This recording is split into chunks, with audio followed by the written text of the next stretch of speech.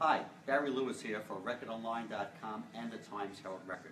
I want to talk to you about a special section that we have coming out here at the end of May, and it's about the 60s.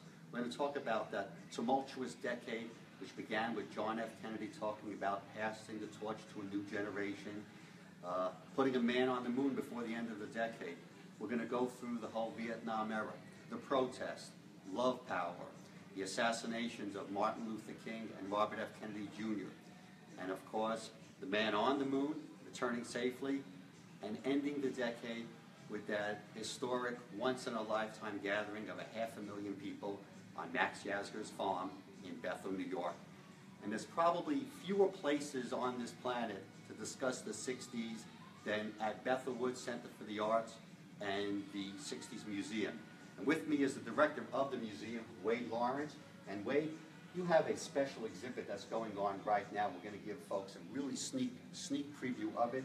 It's the commercialization of the counterculture. Describe it. What are we talking about? Well, you know, the counterculture grew in America in the 1950s, and it really had its flowering, if you will, at the Summer of Love in 1967. And they were all about peace, love, the power of brotherhood, and anything that's good is worth commercializing, right? So Madison Avenue decided that they could sell to young people by appropriating those things of the counterculture. But isn't that what the young people were protesting? They were protesting their parents' generation. That's the irony of the whole thing.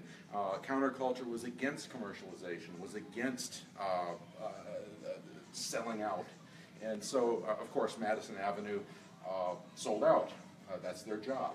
They used things like peace and love, Nehru jackets, and slogans, and colors, and psychedelia to sell their candy, their cars, their soda pop. Their soda pop, 7-Up's Uncola ad was probably the most successful and most visible counterculture sellout of the 60s. Now, the great thing about the museum, if you haven't been to it, it is on the grounds of Bethel Woods Center for the Art. And you walk through this museum and you say, I had that, I had that. Yeah. It's a beautiful museum. And we're going to show you over here, because part of the counterculture is your culture, your living room. This probably was your living room to some degree. Everything from the old television to the World Book Encyclopedia to the furniture. And Wade, really the key to the exhibits and stuff that you always have here is these are people's lives, and they walk through it, and that's got to be the thing people say the most. Absolutely. On opening day, every item in the whole exhibit, there was somebody pointing, I had it, my parents had it. And it's more than nostalgia. This is relating to today. The ideals that we were fighting for, that the young people were fighting for in the 60s, are still alive today. And you see it in the home. Even conservative mom and dad had things like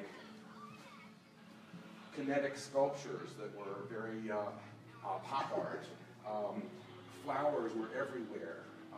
And that whole idea of appropriating peace and love and making it good for suburbia was part of American life in the 1960s, the late 1960s. And by the late 1960s, mothers were going to PTA meetings wearing psychedelic-colored clothing, and miniskirts were the rage, even among conservative parents. Because they wanted to be a part of that new generation. Everybody wanted to be young. Well, we're going to be showing you a lot more of this in the weeks to come up. And again, this is a special 60s publication. It's coming out the end of May. This is just a sneak preview, and you're going to be able to catch it in special sections of the Times Herald-Record and on recordonline.com. For the Times Herald-Record and recordonline.com, I'm Barry Lewis. And I'm Wade Lawrence.